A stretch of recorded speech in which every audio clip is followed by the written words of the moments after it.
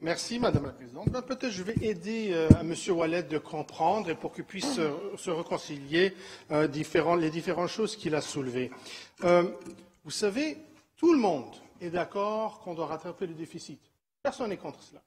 Tout le monde est d'accord qu'il y a eu, au cours des décennies précédentes, effectivement, un manque d'investissement assez important.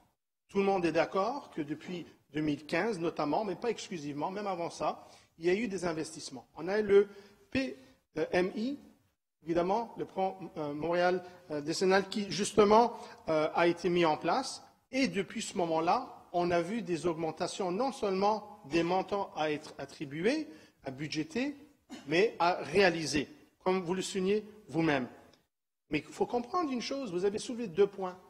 Un point, c'est comment réconcilier, d'un côté, on veut effectivement plus, mais on est contre la taxe de l'eau.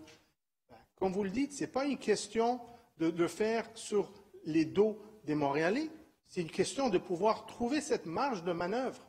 Ce n'est pas un fonds de réserve, M. Ouellet, c'est un fonds dédié. Les fonds dédiés, c'est fait pour être dépensé. Ce n'est pas fait pour garder de l'argent pour qu'un jour, quand on en aura besoin, le fait qu'on l'a utilisé, ça démontre qu'on a pu justement réaliser et ça a été continué. La question qui a été soulevée par les préoccupations par mon collègue M. Perry, c'est que, malheureusement, pas nous, mais le service de l'eau, ils disent qu'il y a une grande problématique à cet égard-là. 2023, ça va être un point de basculement, justement, sur le nombre d'investissements, le nombre de la désuétude de beaucoup de nos infrastructures. Et là, bien qu'il y ait des montants historiques importants, cela ne suffit pas. Est-ce qu'on devrait mettre plus? Oui. Est-ce qu'on pourrait avoir un désaccord sur les priorités du PTI? Absolument. Mais la question de pouvoir remédier à cela, c'est de se donner une plus grande marge de manœuvre à travers le PCI, le paiement en comptant. Et ça, c'est dans le budget de fonctionnement qu'il faut le faire. Oui, personne n'a jamais dit de ce côté de la Chambre comme quoi on veut refuser de l'argent des autres paliers de gouvernement. C'est inexact, M. Ouellet. On trouve ça intéressant, notamment le 150 millions de dollars. La façon, est-ce que c'est parce que c'est Réflexe Montréal? Est-ce que parce que c'est en vertu du 800 millions de dollars? Bref, mais tout le monde est prêt à le recevoir. Soyez un peu plus transparents là-dessus et on pourra prendre une boisson ensemble pour en discuter plus longuement si vous voulez. Merci bien. Merci, Monsieur le chef de l'opposition. Monsieur Ouellet? Oui, vous allez accepter l'invitation? Oui, écoutez, ça ne me dérange pas. Hein. Je suis toujours partant pour accepter les invitations. Mais je ferais juste répliquer au chef de l'opposition officielle que je trouve ça quand même ironique de voir certaines propositions. Vous auriez dû faire ça dans tel budget, dans tel PTI, etc. À ma connaissance, il n'y a aucun amendement, aucun certificat de trésorerie qui a été accepté et qui a été déposé à notre instance lors du dernier vote sur le budget et le PTI. Donc, si vous avez d'autres choix à faire, écoutez, je vais être très heureux de les entendre. Merci beaucoup, M. Ouellet. Alors, ces documents sont déposés. Monsieur le leader. Au chapitre 8, Madame la Présidente, c'est le dépôt du rapport. Ah oui, excusez-moi, j'oubliais 708 que j'avais dit que j'ajoutais. Alors, 708. Alors, je dépose le rapport du Bureau de l'inspecteur général sur l'ozonation de l'eau, mais je ne l'ai pas là. Ça va, vous l'avez. Parfait. Alors, je le dépose. Merci beaucoup, Monsieur le chef de l'opposition. Sur le 7.08, évidemment, on vient de recevoir le rapport lui-même. On va prendre le temps d'attendre à ce que la Commission puisse l'étudier, revenir avec ses commentaires. Ça soulève évidemment beaucoup de préoccupations concernant les conclusions collectives. Je pense qu'on est tous d'accord sur les enjeux que cela soulève, la préoccupation. Il semblerait, d'après ma lecture du sommaire exécutif, je lis que le sommaire exécutif à date, que vraiment il y a une problématique concernant le fonctionnement de certains des appels d'offres, certains agissements de la part des services. On voit qu'il y a un plan de redressement qui est proposé. L'inspectrice générale, on peut dire, le reçoit. Ma question pour l'administration, je sais qu'il est déposé aujourd'hui, mais je sais que l'administration a reçu le rapport depuis un petit moment, depuis quelques jours au moins. Est-ce que, à moins que je me trompe, le greffe peut confirmer, normalement c'est reçu le vendredi d'avant, mais bref, peut-être je me trompe. Bref, quelles sont l'intention de l'administration concernant l'évaluation ou les agissements de personnes spécifiques?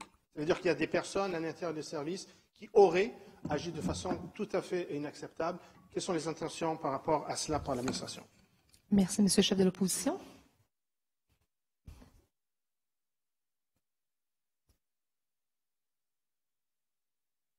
Monsieur Ouellet, à vous la parole.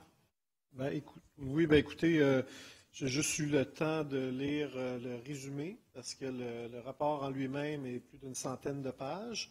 On va prendre quand même le temps de bien lire ça. Je rappelle qu'il y a une commission permanente du bureau de l'inspecteur général. Je pense qu'elle est même présidée par un membre de l'opposition officielle, si ma mémoire est bonne. Donc, c'est Mme Barbe. Alors, l'opposition. L'équipe La Salle. Donc c'est ça. Écoutez, regardez, moi, je vais lire au complet le rapport. Je vais regarder également en détail les conclusions de la commission. Est-ce que c'est une bonne nouvelle qu'on reçoit aujourd'hui? Non, je pense que personne n'est heureux de ça, mais il est encore trop tôt à l'heure actuelle pour voir quelles sont les actions autres que celles qui sont déjà décrites, c'est-à-dire le plan de redressement qui est déjà indiqué. Merci, M. Ouellet. Alors, ce document est déposé. Monsieur le leader? Oui, cette fois, cette fois, nous sommes bel et bien au chapitre 8. Et en 801, Madame la Présidente, c'est le dépôt du rapport d'études et recommandations de la Commission de la Présidence du Conseil intitulé Conseil municipal du 21e siècle.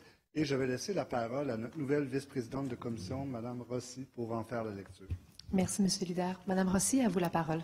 Alors, merci Madame la Présidente. J'ai l'honneur aujourd'hui de déposer au nom de la Commission de la Présidence du Conseil le rapport et les recommandations de l'étude visant à instaurer un conseil municipal du 21e siècle.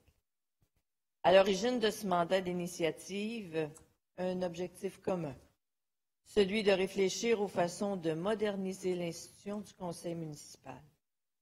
Au terme des travaux sur la période de questions du public, c'est tout naturellement que la Commission souhaitait aller plus loin et proposer une série de recommandations pour faire entrer notre démocratie municipale dans le 21e siècle. À titre de vice-présidente de cette commission, je suis particulièrement fière du travail accompli et du rapport déposé aujourd'hui. Un rapport qui se veut une contribution au vaste chantier de rénovation de l'Hôtel de Ville. En effet, le retour dans une salle du Conseil rénovée en 2022 constitue une occasion à ne pas manquer pour réinventer les pratiques. Le moment est d'autant plus propice qu'il coïncide avec l'élaboration par le Bureau de la Présidence du premier rapport annuel sur la conciliation famille-travail des personnes élues. L'analyse des données du sondage réalisé par le Bureau au printemps dernier auprès de 103 personnes élues a d'ailleurs largement contribué à nourrir le présent rapport. Devant la multiplicité des situations personnelles que nous vivons comme élus et les défis qui s'y rattachent, et face à l'évolution constante de notre société, il était important pour la Commission de développer une approche transversale.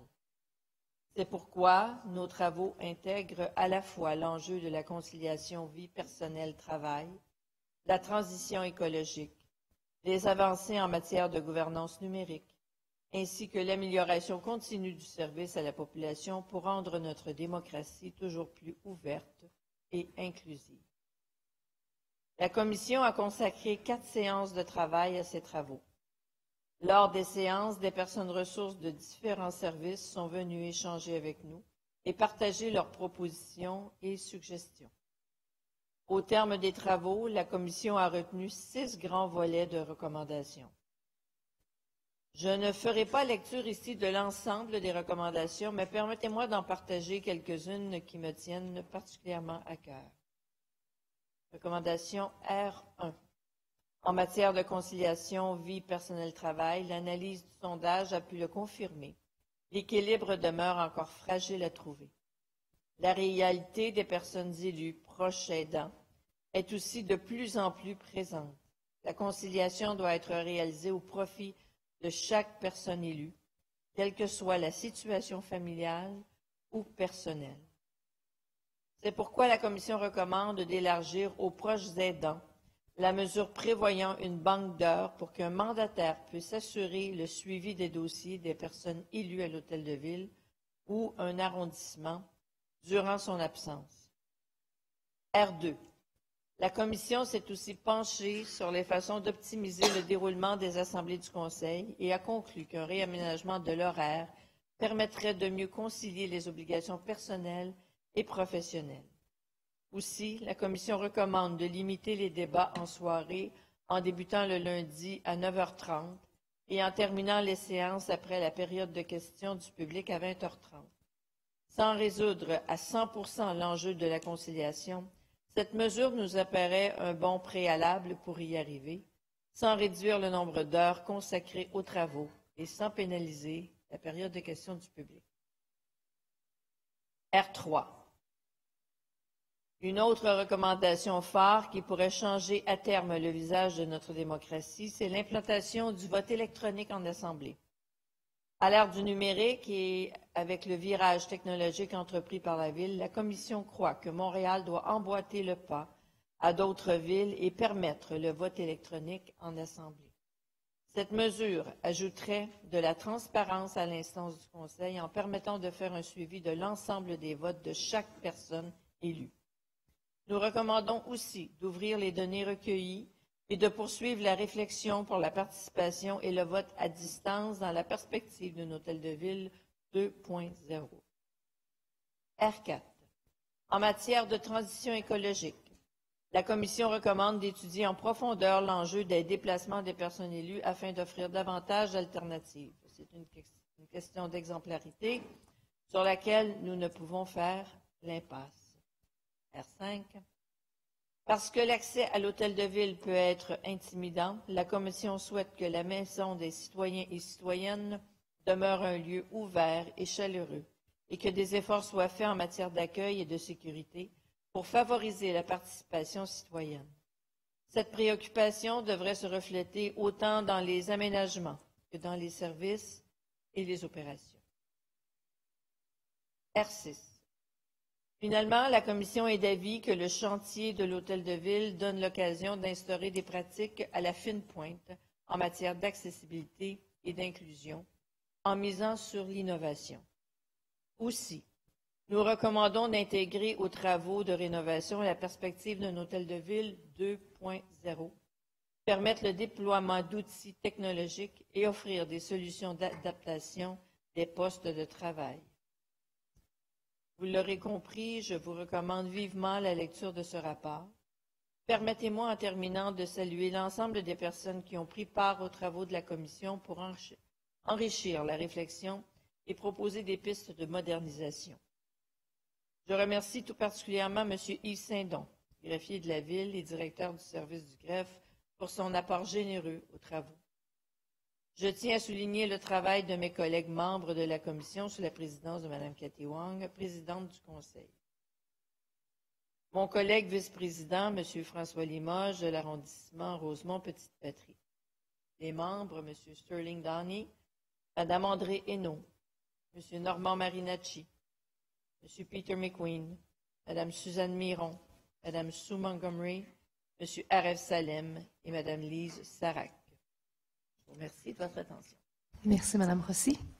La parole à M. Salem.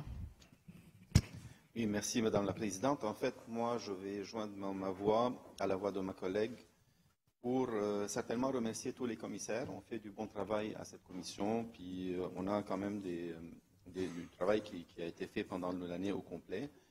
On est en train d'essayer d'améliorer le sort du Conseil, d'améliorer les règlements qui nous régissent.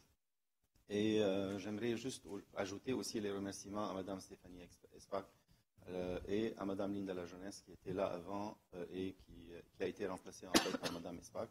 J'ai eu la chance de travailler avec Mme Espac pendant mon mandat au comité exécutif et mon collègue Jean-François Parenteau aussi. Il vient de perdre une perle rare. on l'a gagné chez nous à la Commission. Je voulais juste m'attarder sur la recommandation 2, Madame la Présidente, pour juste expliquer, pour mettre... on a déjà eu la discussion au niveau du Conseil, au niveau de la Commission. Je voulais juste éclaircir le point. Quand on parle de suivre le déroulement de la séance du Conseil, c'est justement commencer par l'ordre du jour qui est déjà en place et ne pas changer l'ordre du jour du Conseil d'agglo avant le Conseil municipal, qu'on commence par le Conseil municipal et qu'on continue avec les motions et après ça, c'est les points sur l'agglo. Donc, je voulais juste clarifier le point et parce que pour répondre à quelques questions que j'ai reçues, l'idée, c'est de vraiment aller avec l'ordre du jour normal. On commence par le 1, 2, 3, 4, 65, puis on tourne dans les 80 après. Et c'était la volonté de la recommandation de la Commission. Merci beaucoup. Merci, Monsieur Salem. Alors, le rapport est déposé. Monsieur le leader. Madame la Présidente, cela nous amène au chapitre 11 et le dépôt de pétition. Est-ce qu'il y a des pétitions à déposer? Aucune. Non. Alors, cela nous amène au chapitre 15. Et en 15.01, c'est une déclaration pour assurer la protection et la mise en valeur du secteur ouest de l'île Bizarre par l'obtention du statut de paysage humanisé. Je vais laisser la parole à mon collègue Sylvain Ouellet pour une courte présentation. Merci, Monsieur le leader. Monsieur Ouellet, à vous la parole. Merci beaucoup, Madame la Présidente. Donc, écoutez, je suis extrêmement fier de cette déclaration. Je vais laisser mon collègue, le maire de l'arrondissement Île-Bizarre, dire plus un peu l'historique et dire aussi pourquoi le but de cette déclaration-là. Mais je tenais, en tant que responsable par intérim des Grands Parcs, à souligner l'effort qui a été fait depuis plusieurs années et depuis aussi plusieurs administrations, autant au niveau, ça a été quand même soutenu lors du dernier mandat également, pour demander à Québec le statut de paysage humanisé. Donc, essentiellement pour toute la partie ouest de l'île Bizarre. Donc, évidemment, paysage humanisé, c'est pas ce milieu naturel, mais c'est pas nécessairement uniquement des milieux naturels comme on l'entend des fois dans les parcs nature où c'est essentiellement soit des forêts ou encore le parc nature du Bois de la Roche, essentiellement agricole. Donc, cette catégorie-là de paysage humanisé permet justement d'avoir une combinaison, évidemment, de lieux qui, oui, avec un fort potentiel au niveau de la biodiversité, ce qu'il y a là présentement, c'est-à-dire à la fois des marais, à la fois des bois, à la fois aussi des terres agricoles, mais il y a encore des activités humaines aussi. Et c'est pour ça le paysage humanisé.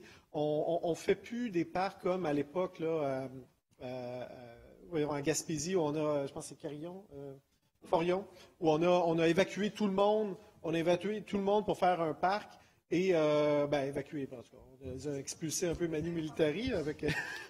Donc, on ne veut pas justement faire ce genre de parc-là qui est dénué justement de l'espèce de culture à la fois historique, ancestrale, à la fois aussi les habitants qui sont là. Donc, et on a aussi un exemple qui est assez proche, hein, ceux qui sont dans l'État de New York, hein, au niveau des Adirondacks. Oui, évidemment, il y a une très grande protection des milieux naturels, mais il y a aussi des activités humaines qui sont autorisées à l'intérieur du parc avec, évidemment, certains ajustements. Donc, sans plus tarder, je vais laisser la parole à mon collègue Marinacci qui va nous expliquer un peu plus l'histoire et où on s'en va avec ça. Merci, M. Ouellet. M. Marinacci, à vous la parole. Oui, merci, Madame la Présidente. Évidemment, oui, ce serait bon de situer cette déclaration dans un contexte historique. Ça nous permettra en même temps, à tous nous, aux membres du Conseil, de bien comprendre les enjeux de notre île lointaine. Alors, dans les années 90, il y a un groupe de citoyens qui s'est levé et qui a pris la décision de s'investir en politique parce qu'ils n'aimaient pas ce qui se passait à l'île Bizarre. Alors, j'étais de ceux-là, évidemment. On voulait briser cet axe entre les promoteurs et les élus municipaux qui faisaient qu'on était en train de détruire notre île. On a passé un certain temps dans l'opposition, puis finalement, on a été élus, et puis on a commencé à mettre en marche un processus. Alors, ça voulait dire quoi, ça? Ça voulait dire tout simplement d'intervenir au niveau du zonage pour restreindre les nouvelles constructions. On a fait des acquisitions d'espaces verts à l'époque, c'était une ville.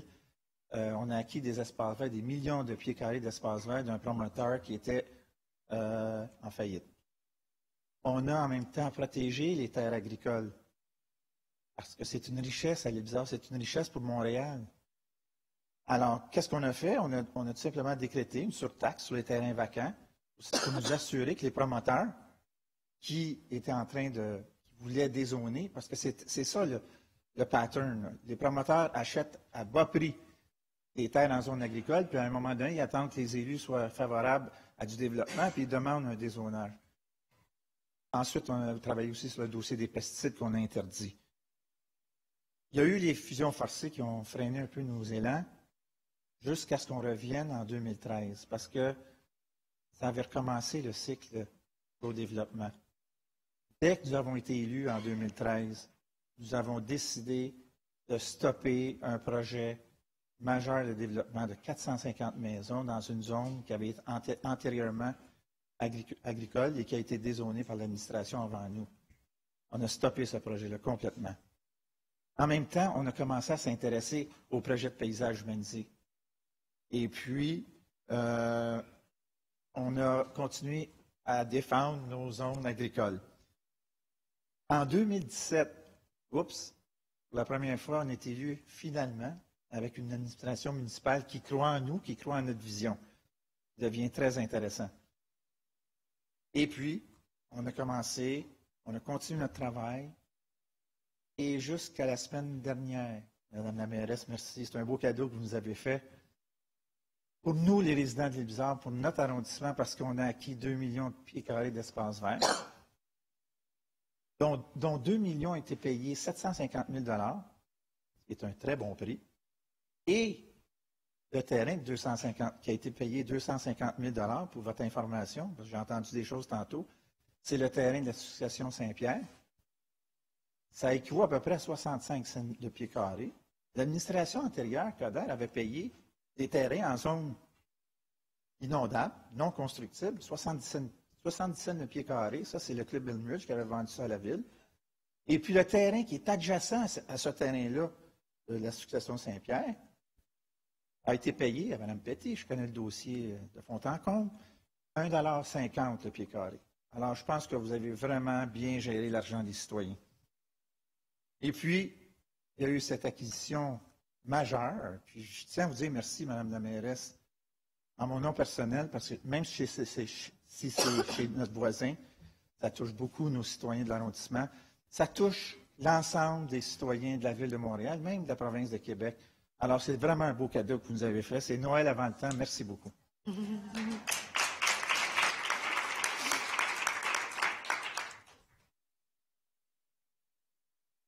Cette notion de paysage humanisé, il y a une loi qui s'appelle la Loi sur la conservation du patrimoine naturel. C'est une loi qui a été adoptée par le Parti québécois en 2002. Maintenant, il n'y a jamais eu de paysages humanisés qui ont été réalisés. Il y a eu des tentatives, ça n'a pas marché. La partie ouest de l'île Bizarre, c'est 1134 hectares. Donc, c'est une grande partie, c'est un peu moins que la moitié de l'île Bizarre. Il y a des boisés, il y a des milieux humides, des terres agricoles, des terrains de golf, des milieux bâtis. C'est ce qui fait l'intérêt, justement, de ce paysage humanisé sur ce territoire-là. Juste brièvement, vous dire que depuis 2010, il y a eu des tables de concertation, il y a eu des rencontres, il y a eu des comités, et puis il y a eu des interventions du milieu. L'administration qui m'a précédé a succombé aux représentations des promoteurs, des spéculateurs qui se sont opposés à ce projet.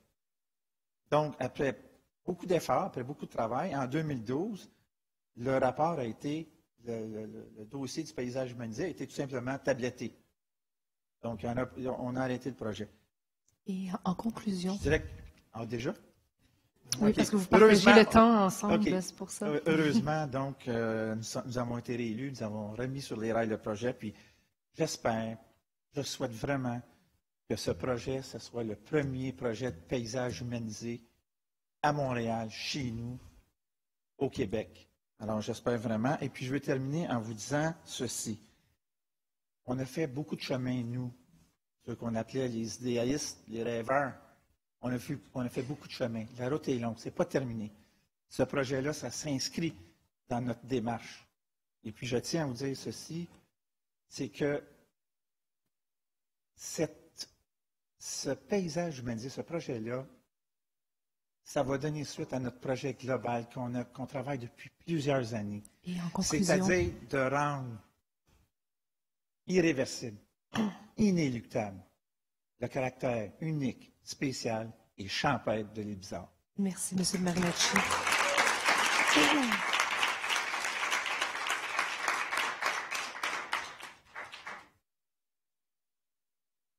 Madame la leader de l'opposition.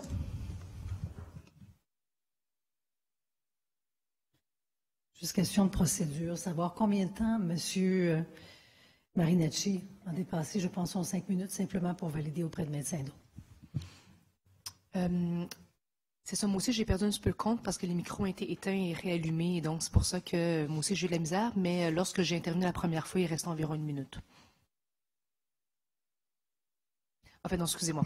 Lorsque j'ai intervenu la première fois, je pense que vous avez parlé environ genre de 45 secondes de plus par rapport au temps qui restait.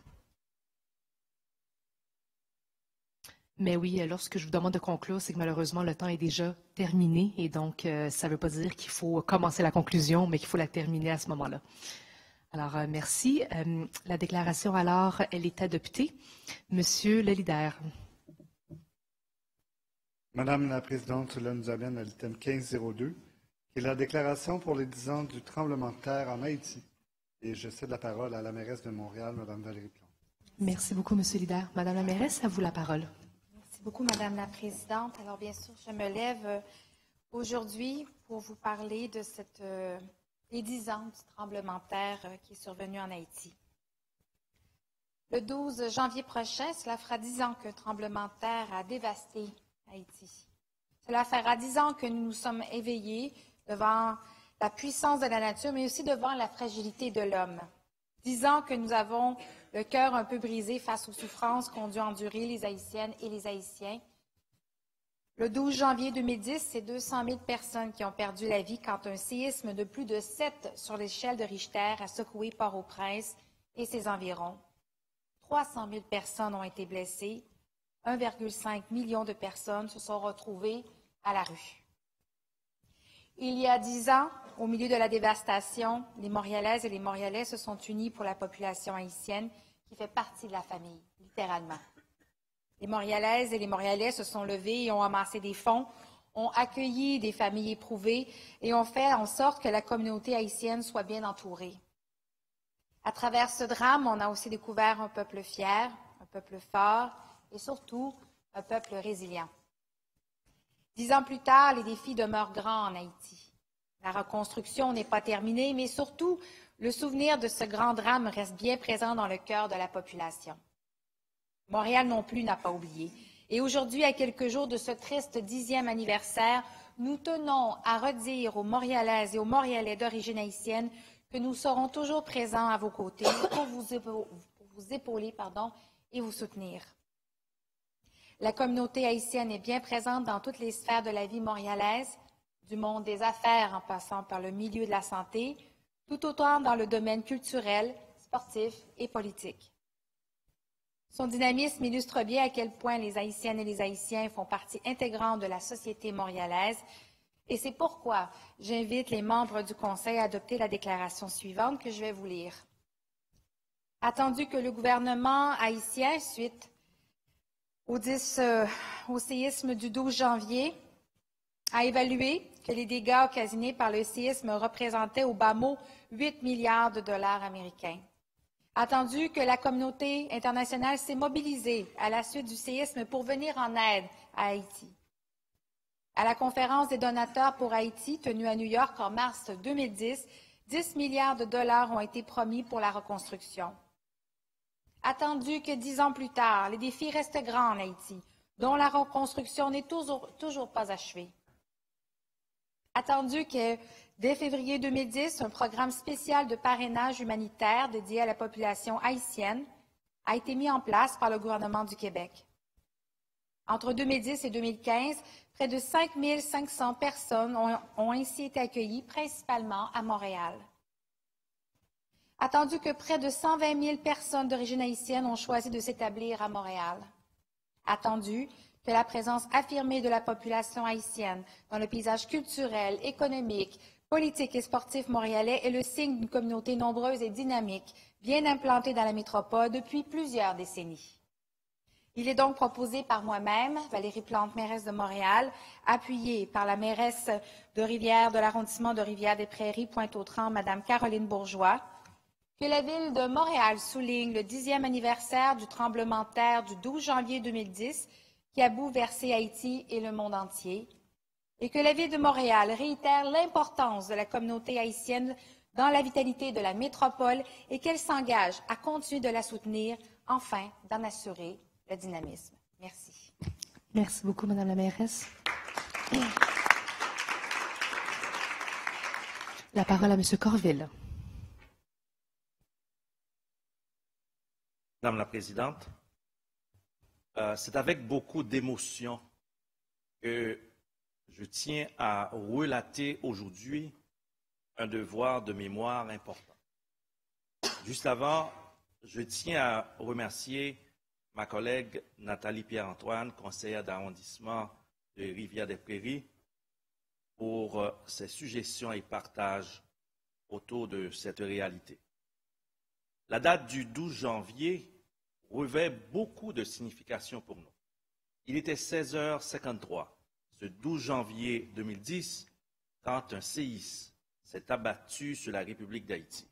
En l'espace de quelques secondes, ce sont des milliers de vies, de familles et une nation tout entière qui se sont vues stupéfaites, déchirées et bouleversées à jamais. Face à l'inconnu et dans un désarroi total, la recherche d'un être cher, toujours vivant, demeurait pour plusieurs en vain. Il fallait tenter de rejoindre l'alma mater et une très grande angoisse s'empara de plusieurs d'entre nous. Les téléphones se sont tus et les nouvelles se faisaient rares. Plusieurs ont vu disparaître parents et amis. L'angoisse, la désolation et la tristesse étaient devenus désormais leur mode de vie. Dans un panorama funeste, des lueurs d'espoir s'élevaient tranquillement. Le Québec et le Canada ont tendu la main à nos compatriotes. Je tiens à les remercier grandement. Que dire de la ville de Montréal? Elle était avec nous, nous tendant la main et aidant le pays à se relever. Montréal a fait preuve d'une grande solidarité à notre égard. Au nom des membres du Conseil d'origine haïtienne, au nom des employés de la ville de Montréal, cadres, professionnels et autres d'origine haïtienne, et au nom des nombreux Montréalais d'origine haïtienne, nous voulons vous remercier. Le souvenir de cette tragédie fait remonter certes des larmes, mais elle témoigne d'une grande résilience et d'une volonté de se battre pour la vie, per face et néfaste. C'est par un besoin profond de recueillement et un désir de rassemblement fraternel que sera soulignée le 12 janvier prochain la 10e commémoration du séisme du 12 janvier 2010 à la Tohu. Je vous convie, si votre horaire vous le permet, à venir à Saint-Michel pour cette commémoration. Je tiens également à remercier la Maison d'Haïti, la Tohu, les membres du comité organisateur, les artistes, conférencières et conférenciers, ainsi que tous ceux et celles impliqués de près ou de loin à la réalisation de cet événement qui fait œuvre de devoir de mémoire. Car si le 12 janvier 2010, le temps s'est arrêté en Haïti, aujourd'hui, le cœur des habitants bat toujours. Je vous suis reconnaissant de m'avoir écouté et au nom de vos citoyens d'origine haïtienne, je vous remercie. Merci beaucoup, monsieur. Merci, monsieur Corville. La parole à madame la leader. Ou c'est possible d'ajouter les noms de monsieur Corville et également Abdelaksari comme appuyeur à la déclaration. Merci. C'est noté. Merci beaucoup. Alors, cette déclaration est adoptée. Monsieur le leader. Madame la Présidente, cela nous amène au chapitre 80 de notre ordre du jour au Conseil d'agglomération, dossier pour orientation, et dans le chapitre 80 au chapitre 20. Et je vais réunir les items 2001 à 2005. En 2001, nous accordons un contrat à GFL Environnemental Inc. pour le service et les entreprises PEP pour du transport de matières résiduelles. En 2002, on accorde un contrat à Excavation Vidolo pour le service de chargement des matières résiduelles de l'écocentre La Salle. En 2003, on accorde à 91 87 04 51 Québec Inc. un contrat pour la fabrication et l'installation de gardes de sécurisation, machines, bâtiments et procédés. En 2004, on approuve un projet d'entente entre la Ville de Montréal et la Fiducie Desjardins Inc. pour gérer et conserver le patrimoine fiduciaire du lieu d'enfouissement sanitaire Carrière des Mix. Et en 2005, on approuve un projet de convention, le sous-bail, par lequel la Ville loue de Boscoville des espaces situés boulevard Perras à Montréal. Merci, M. Lider. La parole à M. Miele. Merci, Madame la Présidente. J'interviendrai sur 80-2001 et 80-2002 ensemble sur deux contrats de transport en ce qui concerne les écocentres La Salle et Saint-Laurent, ainsi que en ce qui concerne le contrat à Vidolo pour 80-2002. Madame la Présidente, d'entrée de jeu, vous me permettrez d'être assez surpris. Il y a un passage du sommaire décisionnel qui mentionne l'absence d'une estimation soumise au service de l'approvisionnement dans les délais requis pour les lots 5 et 6 a obligé le retrait de ces deux lots d'appel d'offres.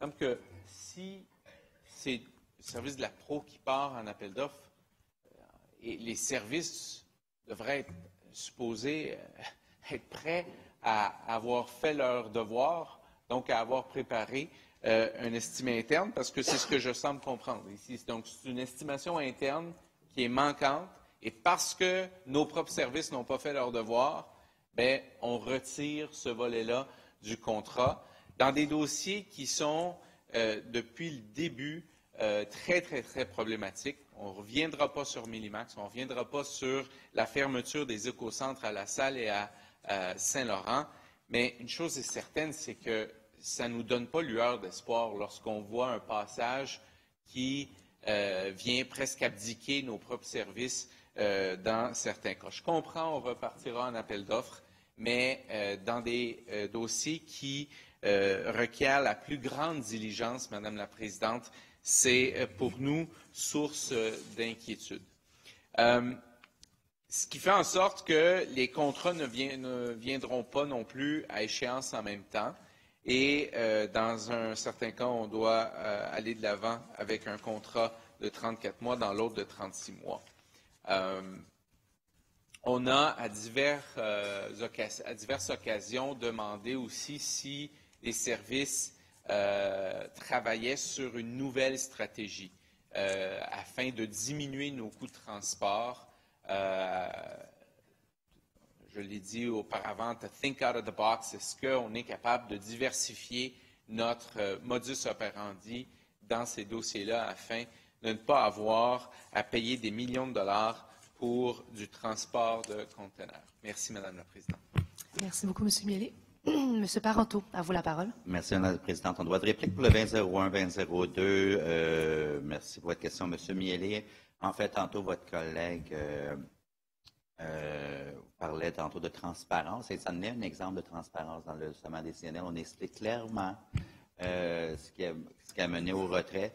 Ça a été soulevé avec les services, si ce n'est que, oui, on va repartir en appel d'offres. Je suis très fier de ces services-là au niveau de l'approvisionnement.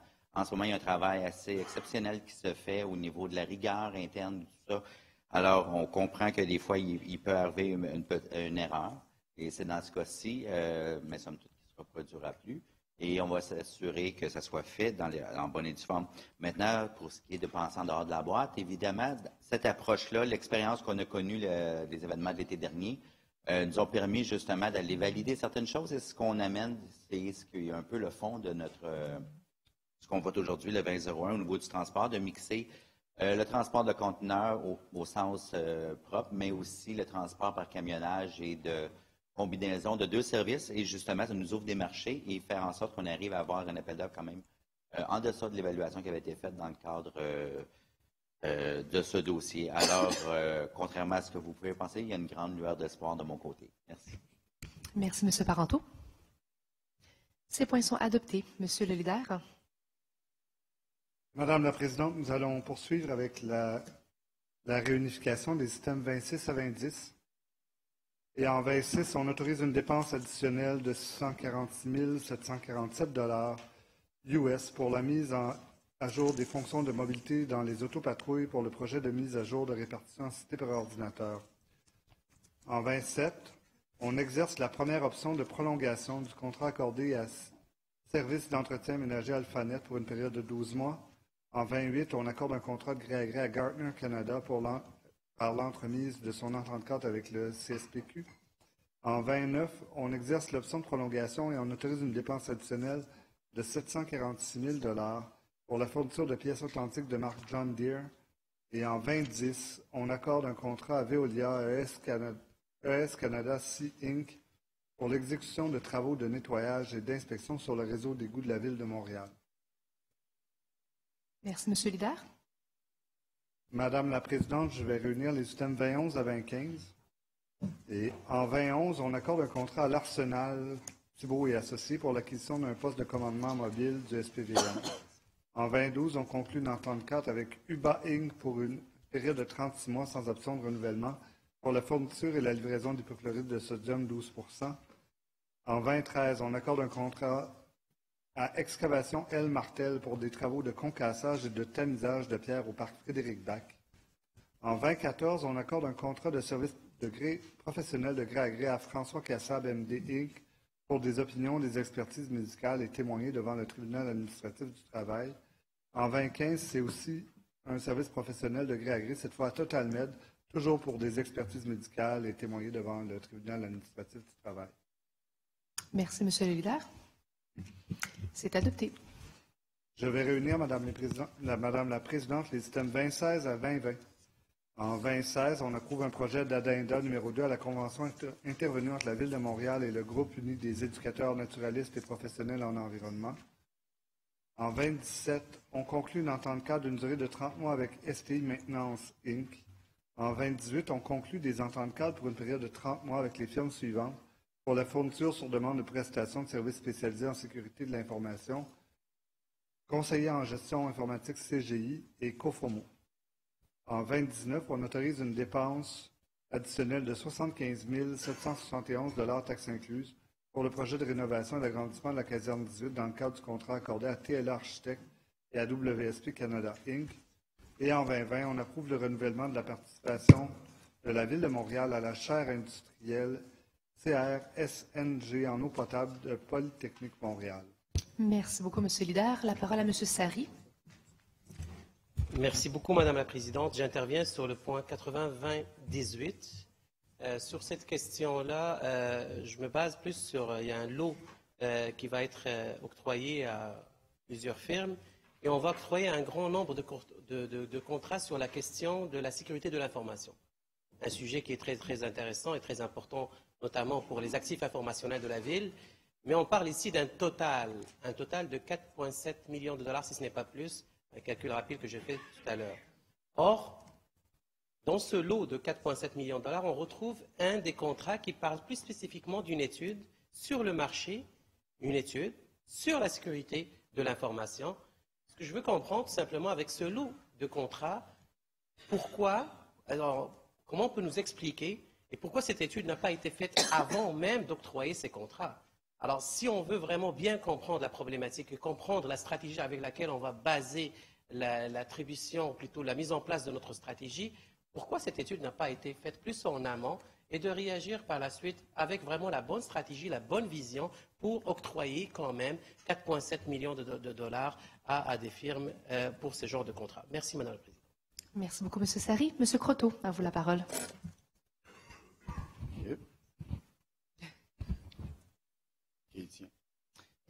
Merci beaucoup, Madame la Présidente. En droit de réplique sur le point 20-18, merci beaucoup, Monsieur Sari, pour votre question qui est tout à fait pertinente. Juste vous assurer, il y a déjà une stratégie à la Ville de Montréal sur les questions de sécurité. Le contrat qui est donné, c'est simplement un contrat pour être en mesure de toujours demeurer vigilant et s'adapter aux nouvelles attaques ou menaces en matière de sécurité.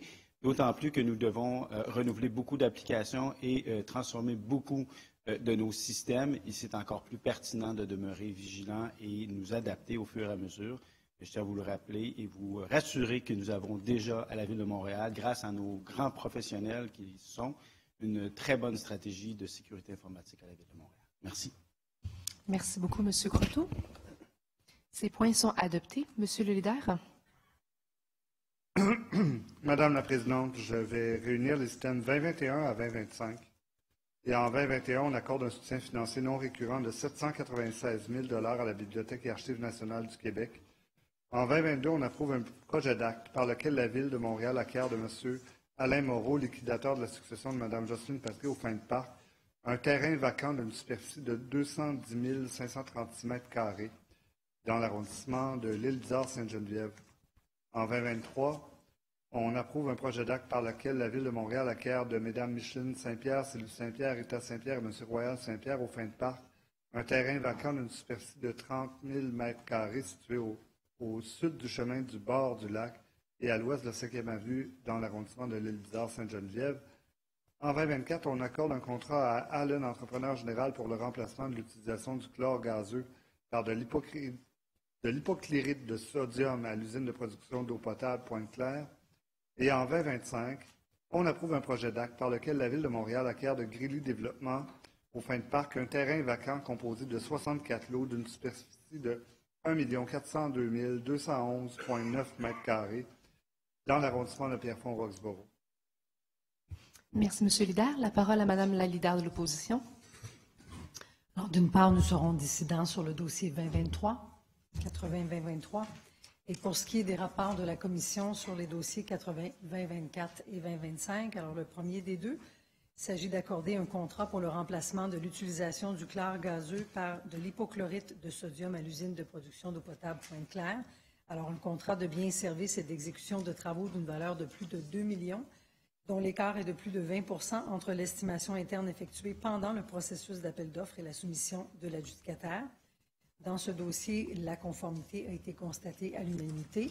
Les réponses aux questions des commissaires concernant l'écart défavorable à la Ville observé entre l'estimation interne et la soumission de l'adjudicataire leur ont permis de comprendre que ce sont essentiellement les coûts indirects qui en sont responsables.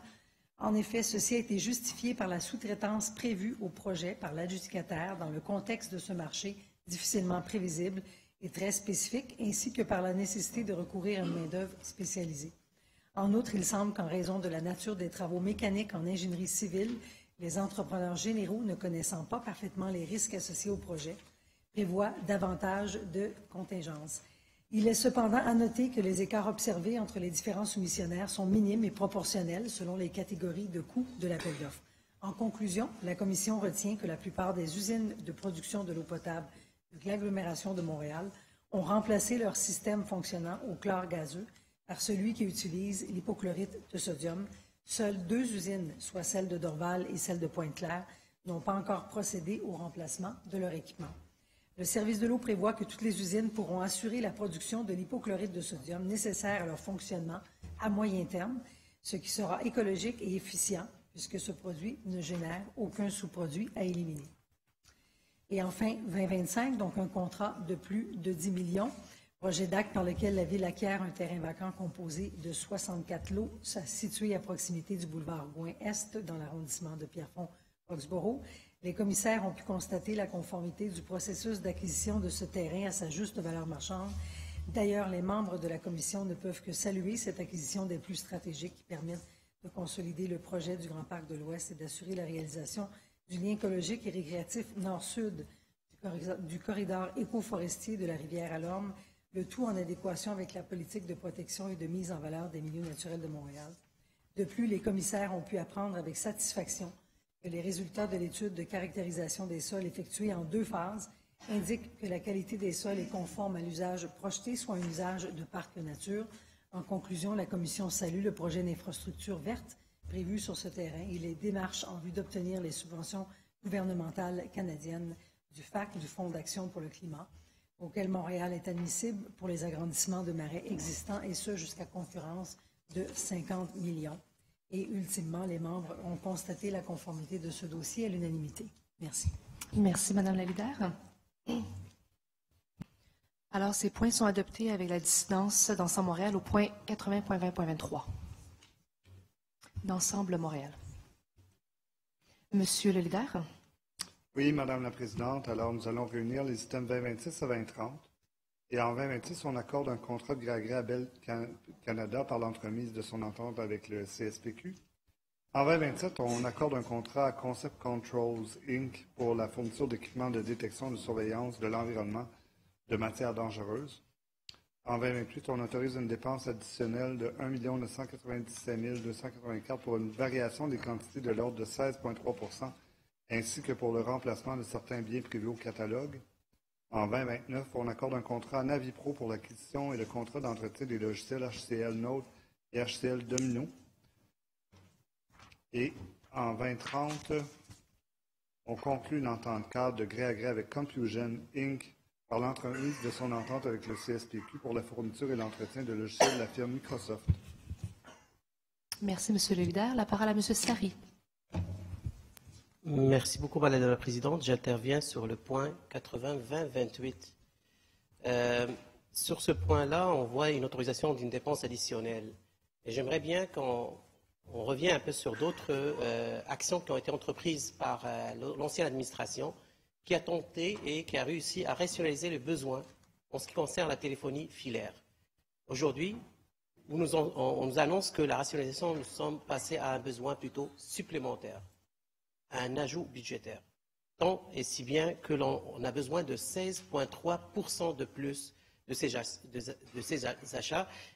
On a ici quand même une dépense additionnelle d'à peu près 2 millions de dollars.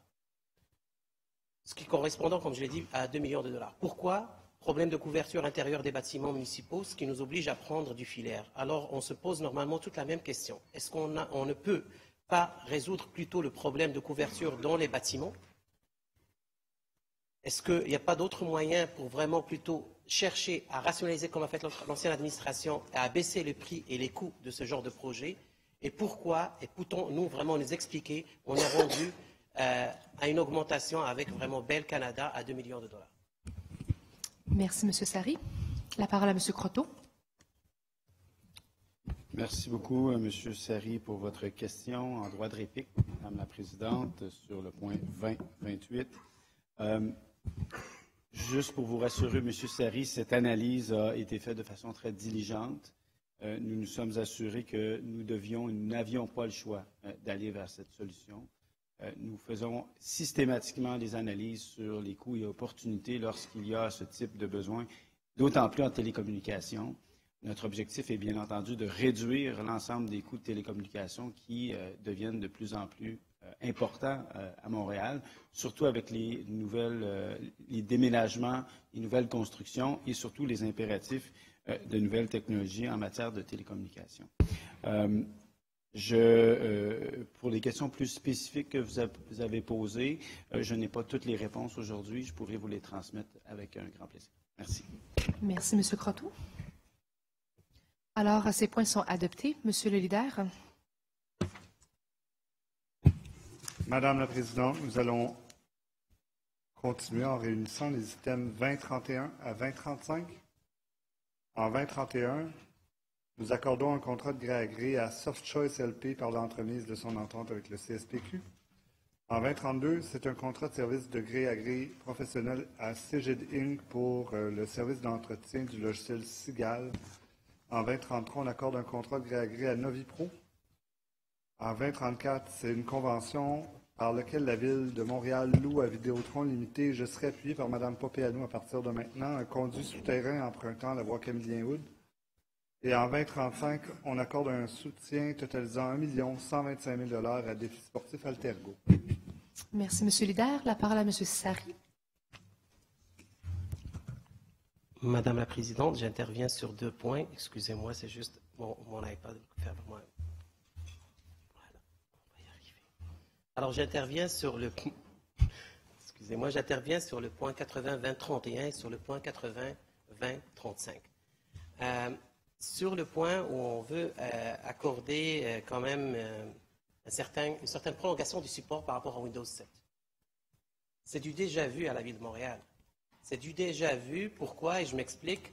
En 2014-2015, la Ville a demandé aussi, l'administration de la Ville a demandé aussi une prolongation pour le support sur Windows XP. Est-ce qu'on a, moi, ma question, est-ce que, vu que c'est du déjà vu, on sait très très bien que Windows XP allait disparaître et à ce moment-là, en 2015-2016, on a installé Windows 7 dans la plupart des machines de la Ville et le projet a fini en 2017. Est-ce qu'on ne pouvait pas anticiper que Windows 7, lui aussi, aura un fin de contrat de support et par la suite songer à transférer l'ensemble des machines à Windows 10. Et là, on est en train de, encore une fois, dépenser 2,5 millions de dollars juste pour un support qu'on aurait pu facilement éviter. Ça, c'est pour le point 80-20-31. Par rapport au point 80-20-35, sur une note beaucoup plus positive, Madame la Présidente, c'est bon, pour une fois, hein? Madame la Présidente, le partenariat entre la Ville de Montréal et Altergo ne se compte plus en mois ou en années, mais bien en décennies. Je voudrais donc prendre le temps de souligner non seulement l'importance du rôle que joue Altergo auprès de nos citoyens, mais aussi le dévouement de ses membres et de ses bénévoles et ses commanditaires. Et puisque nous parlons ici de défis sportifs, je tiens aussi à prendre un moment pour remercier encore une fois Madame Monique Lefebvre, fondatrice de Défi et ancienne directrice générale. Madame Lefebvre a passé 38 ans à contribuer au sport, aux loisirs et au développement de notre belle métropole et de notre province. Madame Lefebvre, votre héritage est très précieux. Merci pour ce que vous faites. La nouvelle équipe dirigée par Monsieur Maxime Gagnon hérite d'une belle mission et je leur souhaite beaucoup de courage et de passion pour les années, voire même les décennies à venir. J'encourage tous les élus à être présents dans toutes les activités d'Altergo, chose que je fais depuis des années. Puis je remercie encore une fois l'administration pour cette contribution. En avril dernier, nous avions tous appris que malheureusement le défi allait perdre un de ses commanditaires en 2020. La perte équivaut à 135 000 $ de soutien financier. Ensemble Montréal avait émis ses craintes et incertitudes quant à cette perte. Nous avions demandé à la Ville de réfléchir aux moyens qui pouvaient être mis en place pour soutenir Altergo. Nous l'avions dit en avril dernier, je le redis aujourd'hui, la Ville de Montréal continuera d'être un partenaire sur lequel Altergo peut compter. Merci. Merci, M. Sari. La parole à M. Parizeau, à moins que M. Croteau... Je veux y aller, François, ça ne me dérange pas. Là. Moi non plus, ça ne me dérange pas. Je n'ai pas le droit de réplique sur le matériel informatique, ne vous inquiétez pas. M. Parizeau, droit de réplique sur 20.35. Ah ben écoutez, je ne vous répondrai pas, M. Sari, vous inquiétez pas. Je suis extrêmement fier, honnêtement, comme administration. Je pense qu'aujourd'hui, on pose un geste fort, on pose un geste qui est important. On passe quand même la contribution de la Ville de Montréal envers Altergo de 60 000 $ à 125 000 $. Donc, je pense que c'est quand même une augmentation très, très importante que l'on fait comme administration. Je suis très, très fier. Puis c'est pas grâce à l'opposition officielle qui veut essayer de prendre un peu de crédit sur ce côté-là. C'est vraiment parce que notre administration, on y croit. La mairesse est allée au défi sportif l'année passée. J'étais avec elle présent cette journée-là. Et elle a dit, elle a pris l'engagement que l'administration allait être aux côtés d'Altergo dans cette difficulté. C'est vraiment, on est très, très fiers d'encourager une compétition sportive, la plus grande compétition sportive multisport au Canada. Donc, on est très content. Puis, à l'instar de mon collègue, j'ai fait cette blague au comité exécutif, à l'instar de mon collègue qui fait beaucoup, qui est très, très fier, très, très content quand il se lève par rapport au développement économique. Moi, je suis très, très fier aujourd'hui de me lever pour la compétition sportive du défi sportif. Parce qu'on le sait, des gens qui vivent avec des limitations fonctionnelles ont le droit aussi d'avoir des activités physiques qui leur ressemblent. Je pense que M. Sari a bien raison quand il dit que lorsqu'on va au défi sportif et qu'on est présent, on côtoie ces jeunes et ces moins jeunes qui prennent part aux compétitions sportives. On ne peut pas être insensible comme ville. Donc, ce geste-là, aujourd'hui, je suis très fier de le poser comme administration. Merci. Merci, M. Parizeau. M. Croteau, à vous la parole. Oui. Merci, Madame la Présidente. En droit de réplique sur le point 80-20-31.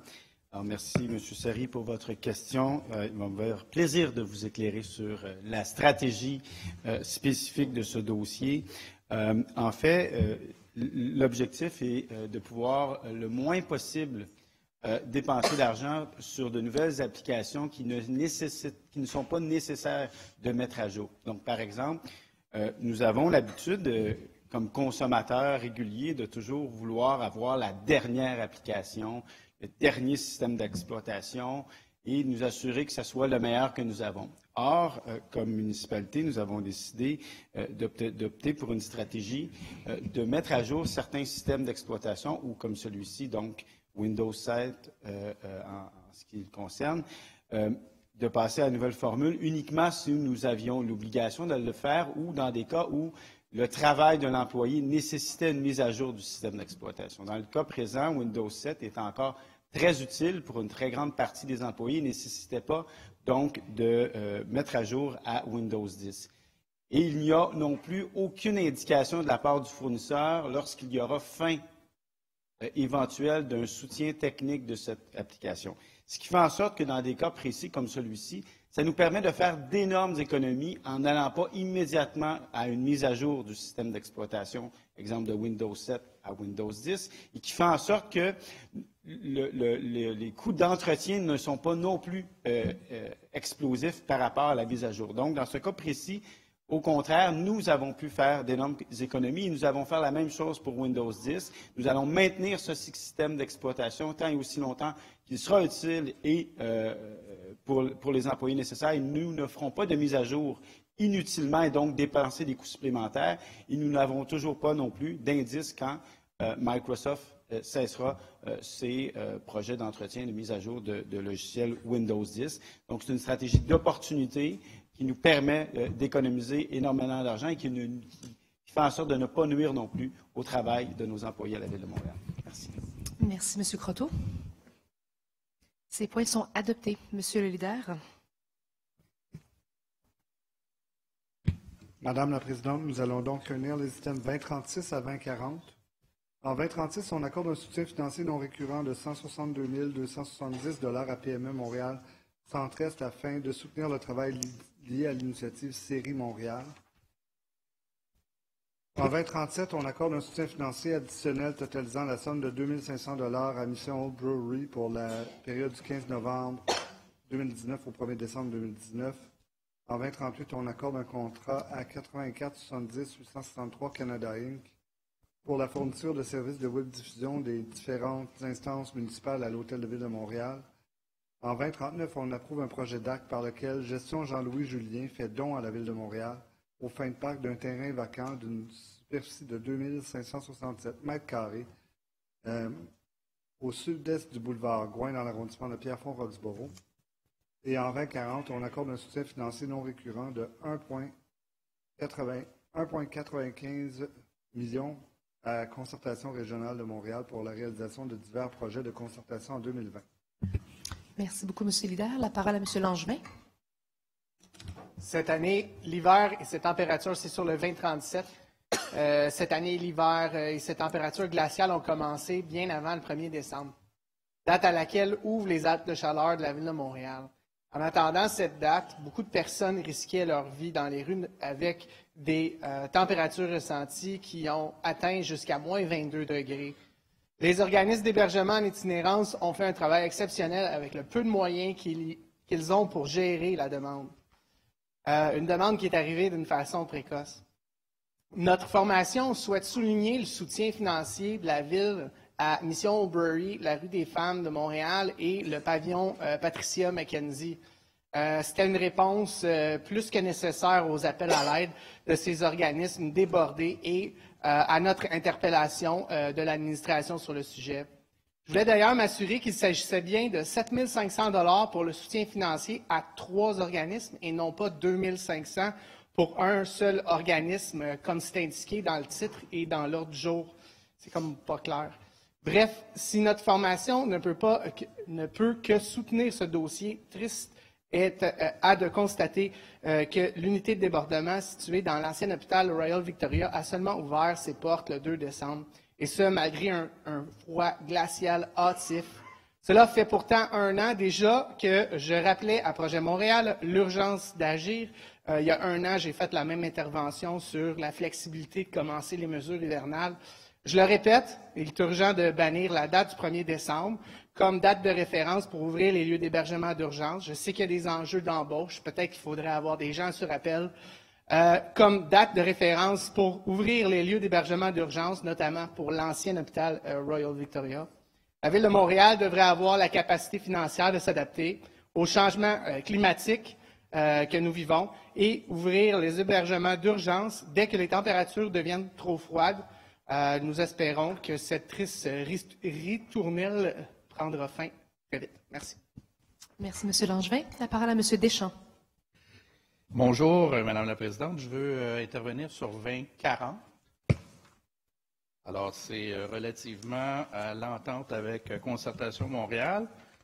Donc, je peux dire que quand même, Concertation Montréal est une organisation qui est heureuse du renouvellement de l'entente entre l'agglomération et Concertation Montréal et la Ville. J'en profite d'ailleurs pour remercier M. Boudry, qui est responsable du dossier, pour son écoute, son attention au dossier et sa sensibilité. Le conseil d'administration et les élus, quel que soit le parti politique, se joignent certainement à moi aujourd'hui pour remercier la Ville de sa confiance envers notre organisation et de la reconnaissance du travail qui est effectué au sein de Concertation Montréal. Et je veux nommer les élus parce qu'ils font un travail formidable au sein du conseil d'administration. Mme Karine Boivin-Roy, Mme Marie-André Mauger, Mme Josefina Blanco et M. Jocelyn Posé. Et il y a un travail aussi qui se fait à plusieurs niveaux. Je vais y revenir dans quelques instants. Alors, je rappelle quand même que la reconnaissance de Concertation Montréal a été formalisée en avril 2015 par l'adoption par le Conseil d'agglomération d'une résolution à l'effet que l'agglomération de Montréal reconnaît Concertation Montréal comme son interlocuteur privilégié en matière de concertation intersectorielle et de développement régional, et comme l'organisme à but non lucratif auquel l'agglomération entend confier des pouvoirs. Nos ententes successives, parce qu'il y en a eu quand même au moins 2, si ce n'est pas 3, voient ainsi à concrétiser les projets de concertation que Concertation Montréal mène avec l'agglomération. Donc, cette reconnaissance est également concrétisée avec des ententes de financement consenties à même ou à partir du Fonds de développement des territoires, ce qu'on appelle le FDT. Et nous sommes fiers de dire, je pense qu'il faut le dire, il faut le rappeler, que depuis 2015, Concertation Montréal a, je pense, largement dépassé les attentes.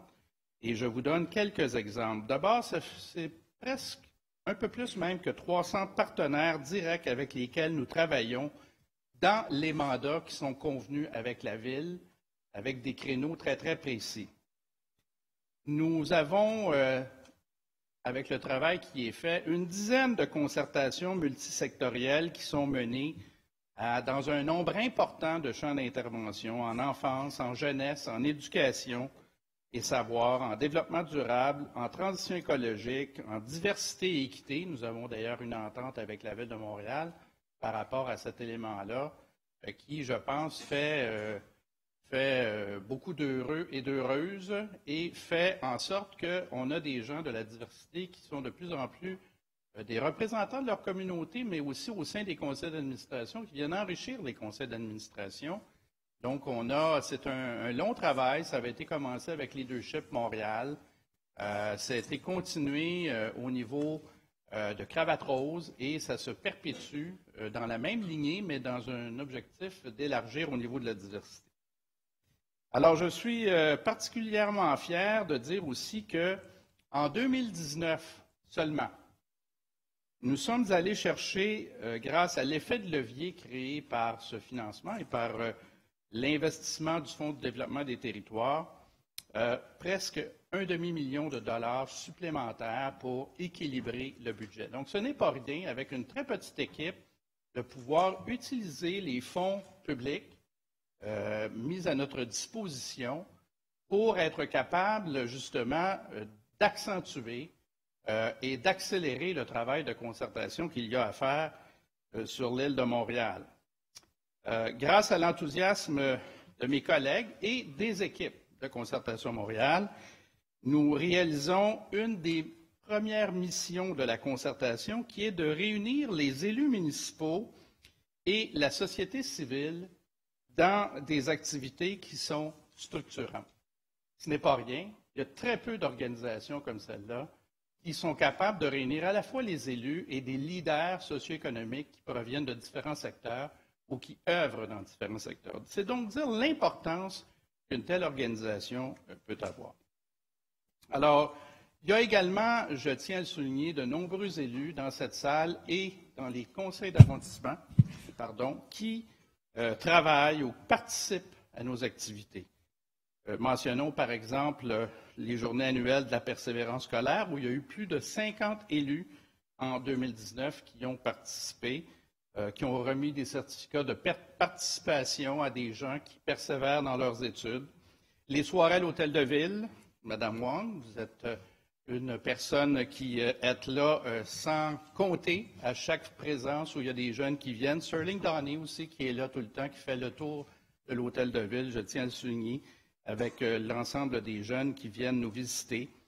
Le comité sur la réussite éducative, les élus s'engagent. Je vais nommer un conseiller d'arrondissement de la Chine, Younes Boukala, qui est là, qui vient continuellement, Mme Rouleau de la Chine, j'ai vu M. Courville. En fait, il y a plusieurs élus qui sont venus à ces rencontres.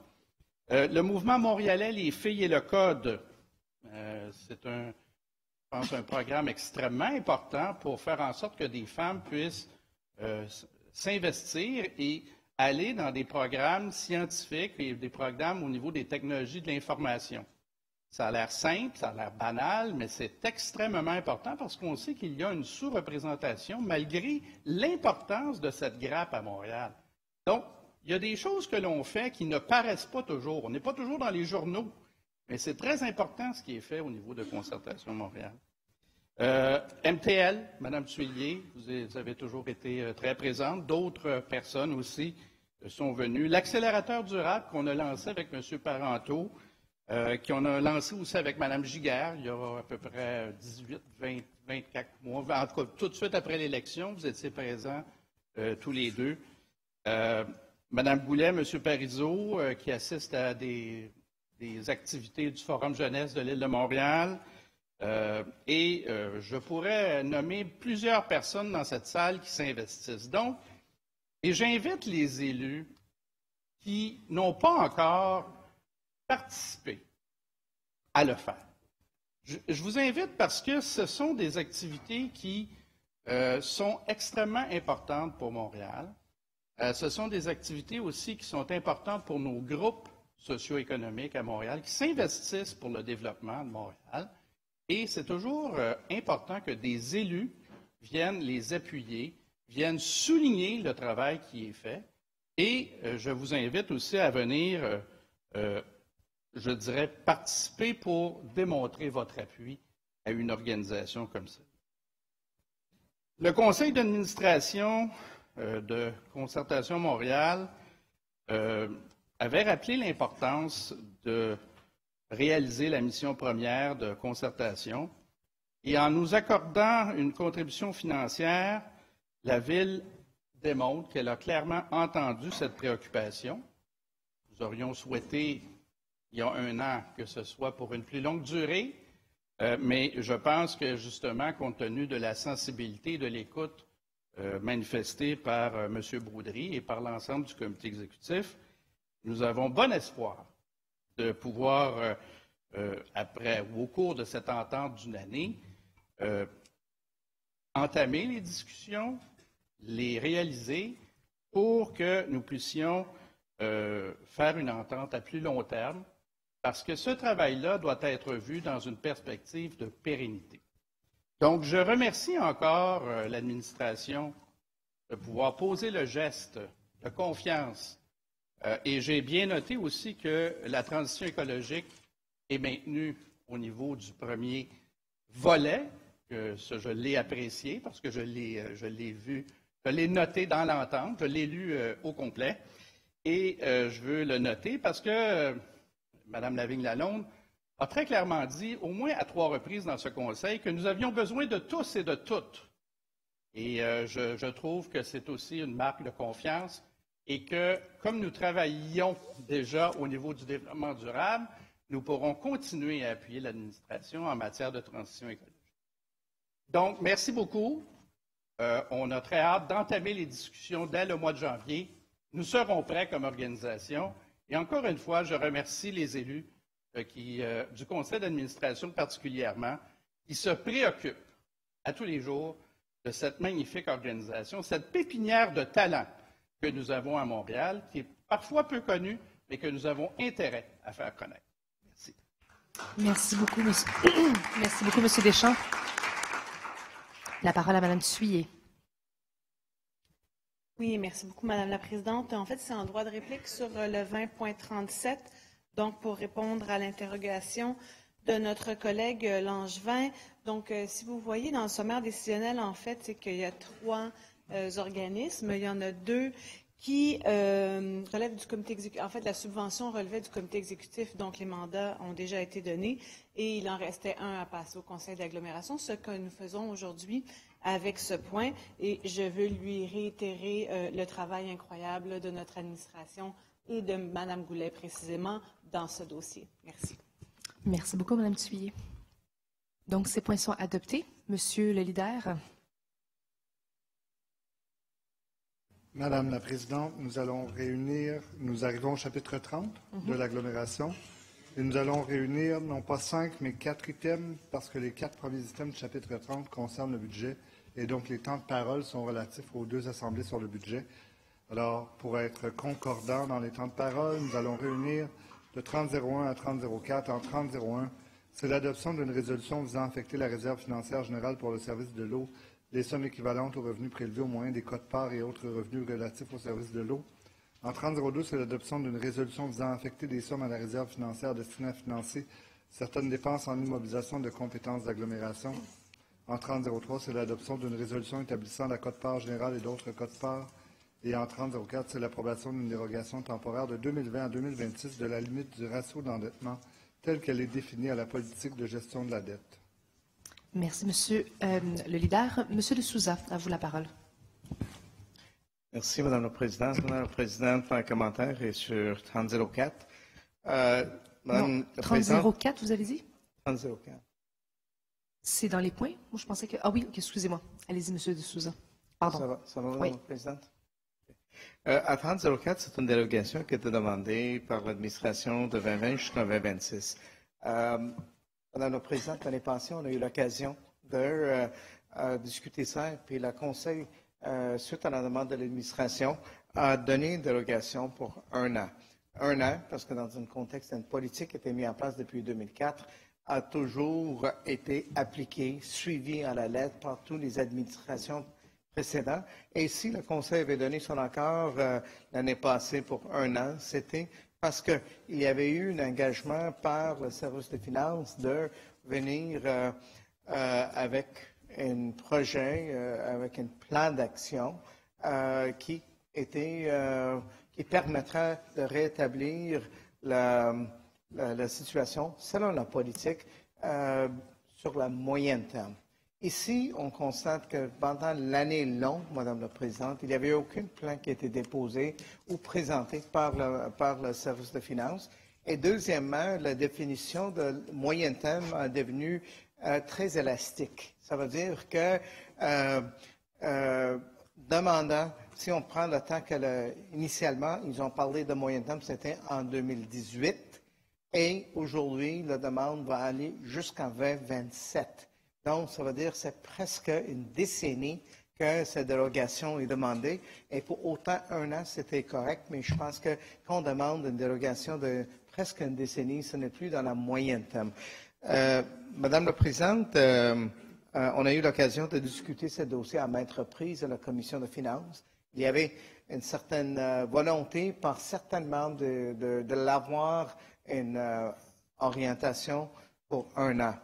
Des membres qui ont exprimé, ça ne peut pas se trouver dans les recommandations parce qu'on est allé passer par consensus, mais pour permettre tous les membres qui souhaiteraient avoir une dérogation d'1 an, je pense que je suis prête à donner la chance en proposant un amendement pour 3004. Et mon amendement est simple, Madame la Présidente. Je n'ai pas de papier à déposer. C'est simplement que la délégation temporaire pour l'année 2020. Donc, le restant pourrait rester la même, mais à ce moment-là, et je peux faire cette proposition appuyée par mon collègue Lionel Pérez. Demande d'amendement. Oui, merci beaucoup. Monsieur le chef de l'opposition?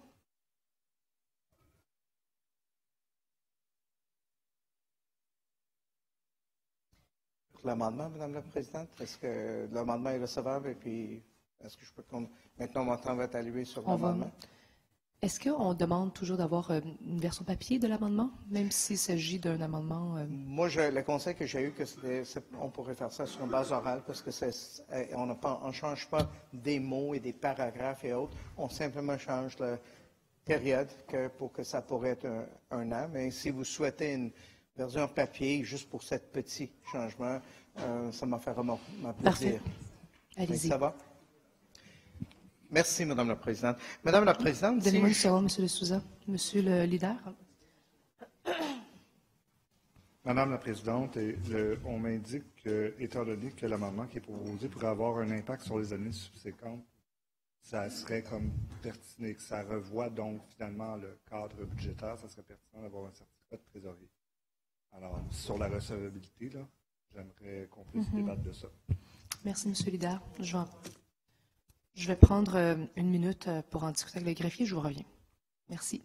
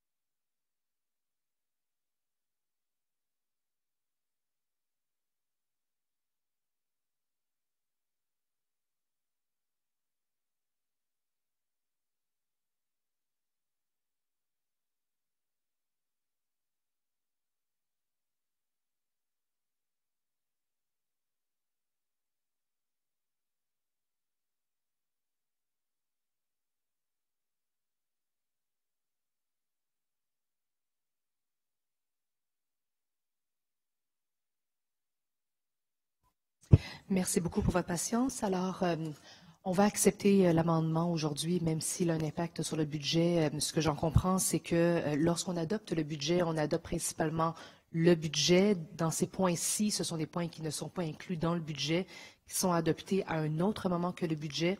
C'est vraiment, selon une décision de 2010, une forme de jurisprudence qui demande que les certificats de trésorerie soient obligatoires seulement lors du débat sur le budget et non pas sur les points autres qui sont débattus à l'extérieur des assemblées sur le budget. Alors, l'amendement sera accepté.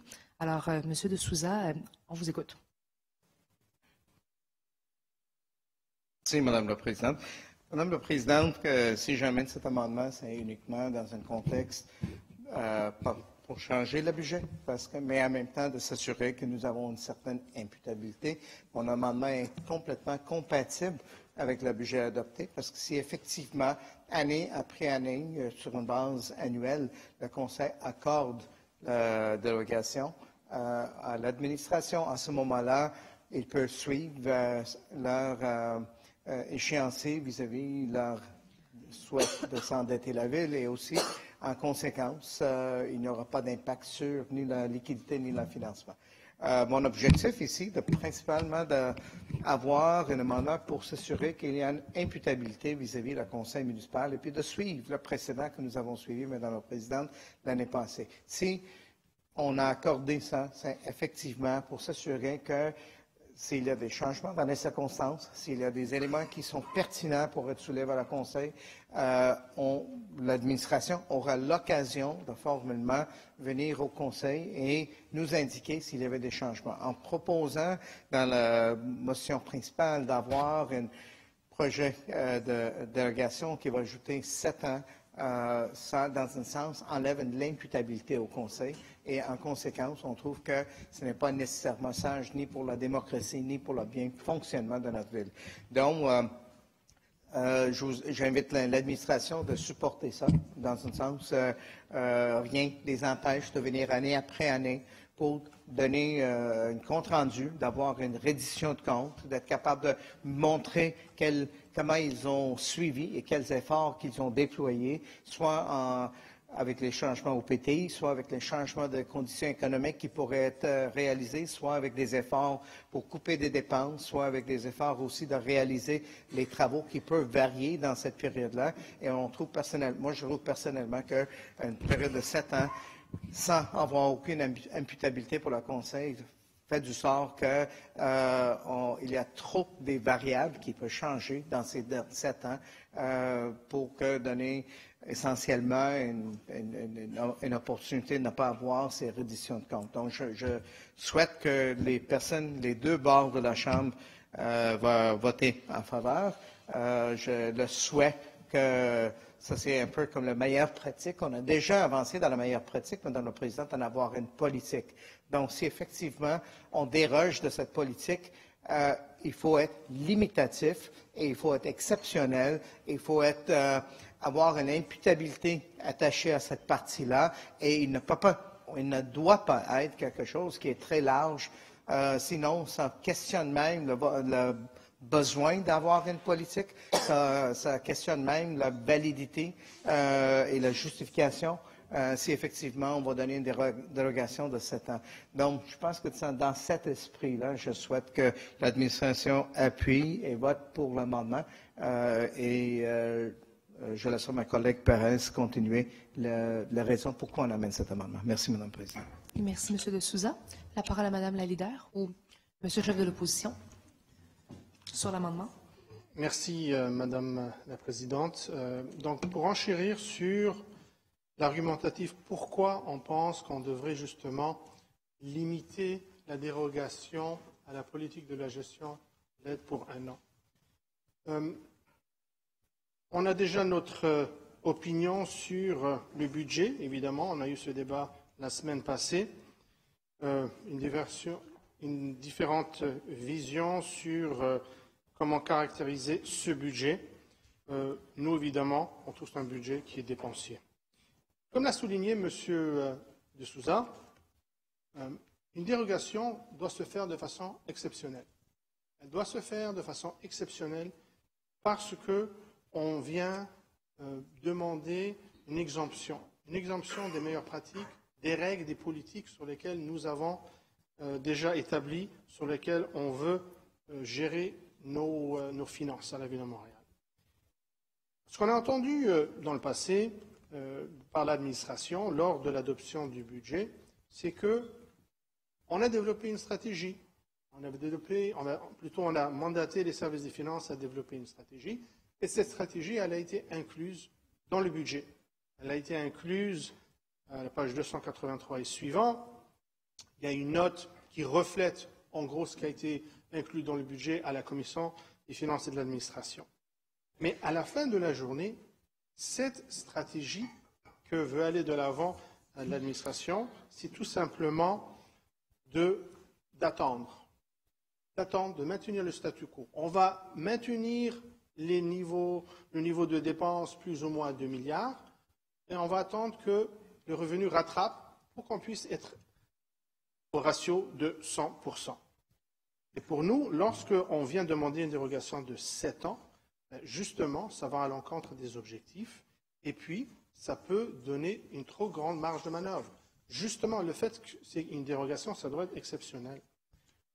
Et je pense que c'est important de se souvenir, comme il a été souligné, comme il est évidemment clair de la politique, mais évidemment dans le budget, comme quoi on a besoin d'une telle politique dans le but de maintenir une situation financière saine, qui non seulement ne dépasse pas la capacité de payer de la ville, mais qui protège également sa capacité d'emprunt futur. La ville doit en tout temps user de prudence dans ses décisions en matière d'endettement.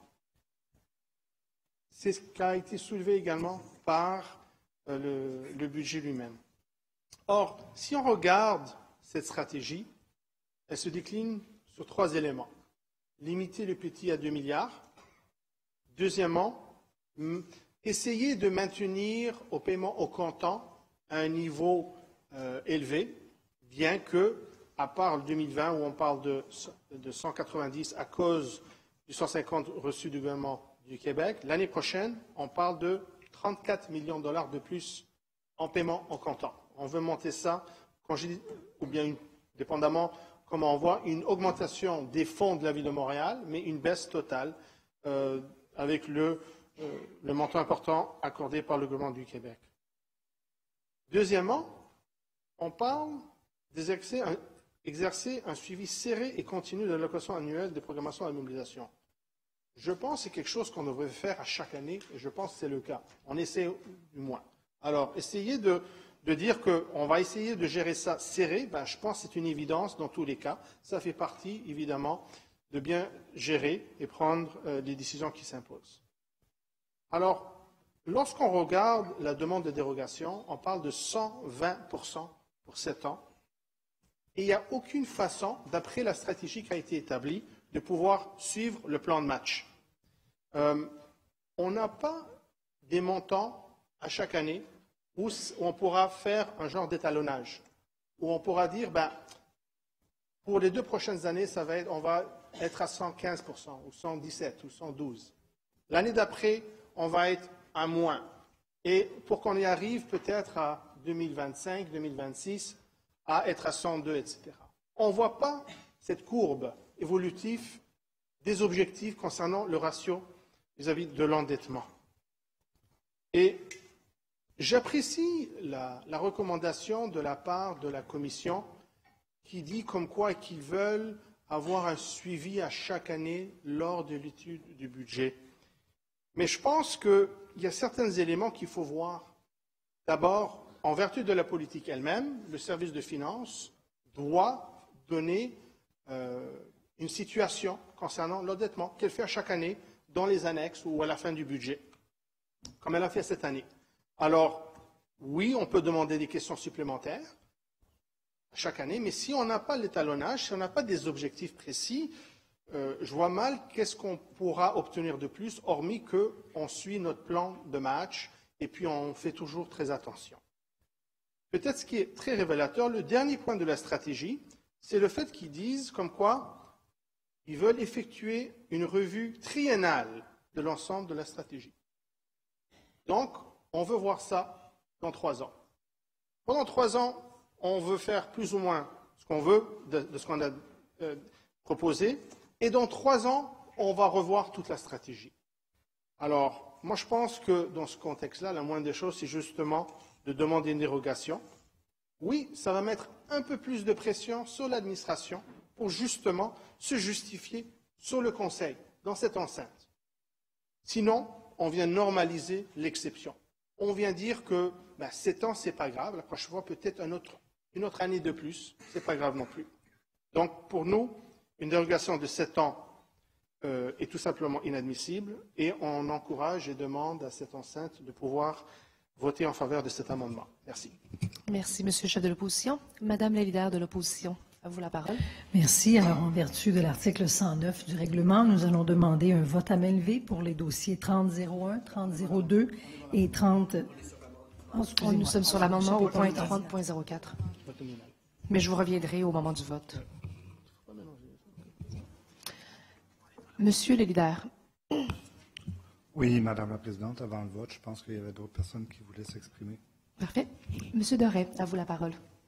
Oui, tout à fait. Donc, je vais aller sur l'amendement en tant que tel, puis après ça, ça va revenir, j'imagine, sur la principale. Alors, je pense que le plan de match y est tout à fait clair. Alors, on va, bien sûr, l'ensemble de l'administration va rejeter votre amendement pour faire ce que vous pourriez vouloir faire comme un pèlerinage au conseil municipal.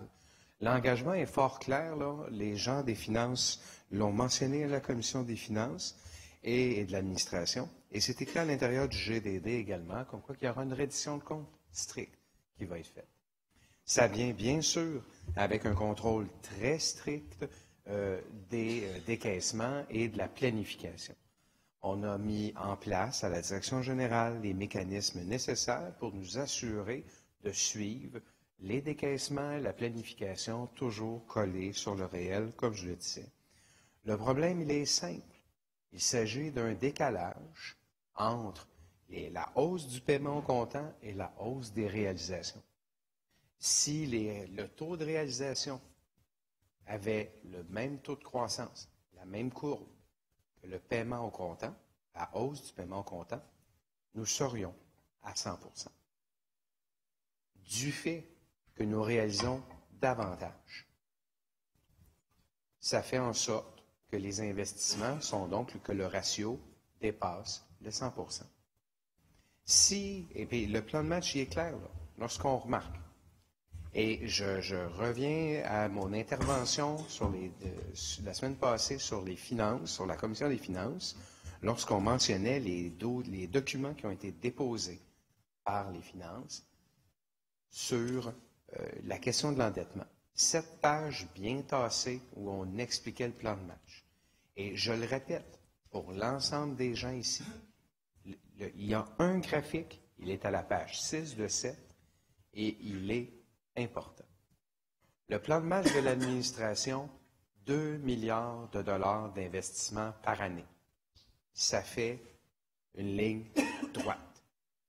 Une hausse du paiement au comptant. À chaque année, nous allons payer davantage. Donc, le paiement au comptant va, lui, monter.